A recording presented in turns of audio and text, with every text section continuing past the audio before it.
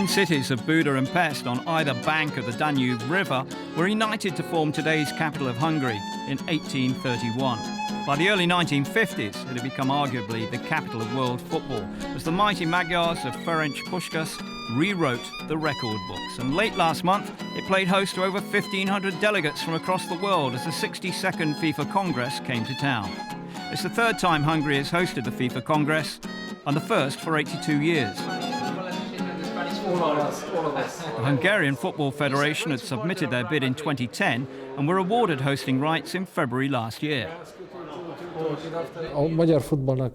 This is a very significant event for Hungarian football.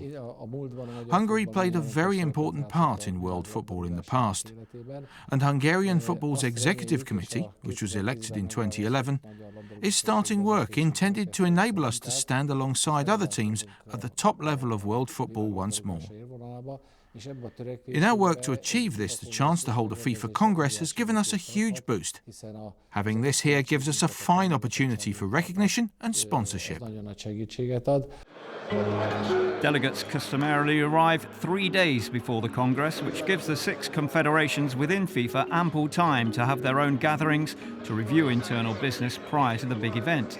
This year, the countries of North and Central America and the Caribbean, which make up Concacaf, had the important task of installing the 4th president in their confederation's 49-year history.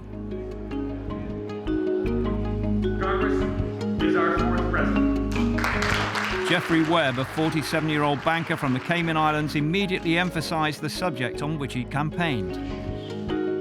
We must be transparent. The public has a right to know. We of course are football. Football belongs to the people. Football belongs to the players, and we cannot operate behind closed doors. Whatever we do must be transparent, and the entire world should know.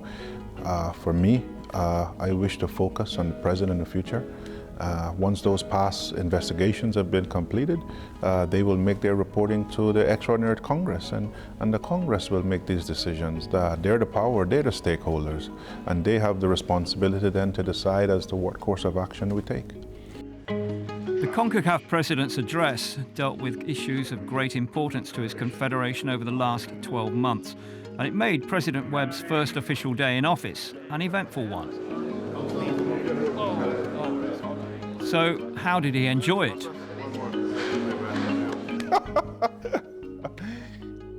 Very mixed emotions, because I'm passionate about the sport. I have a lot of respect for the game. The game has helped shape and mold me, and has taken me all over the entire world. And it's disheartening, it's heartbreaking to see the state and the situation and some of the issues in Concacaf. But I know that there's going to be brighter days ahead, and I'm sure with the work of all the member associations, the players and the fans, that we will make Concacaf better. The FIFA Congress itself, attended by all 208 member associations, saw a few familiar faces, such as Croatia's Davor Šuker and Bulgaria's Borislav Mihailov.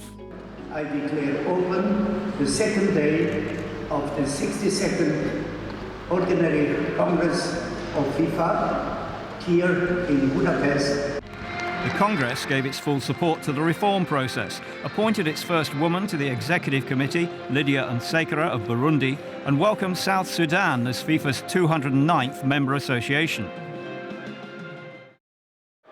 There was plenty of other business too, including a partnership with the Nobel Peace Centre under the name Handshake for Peace.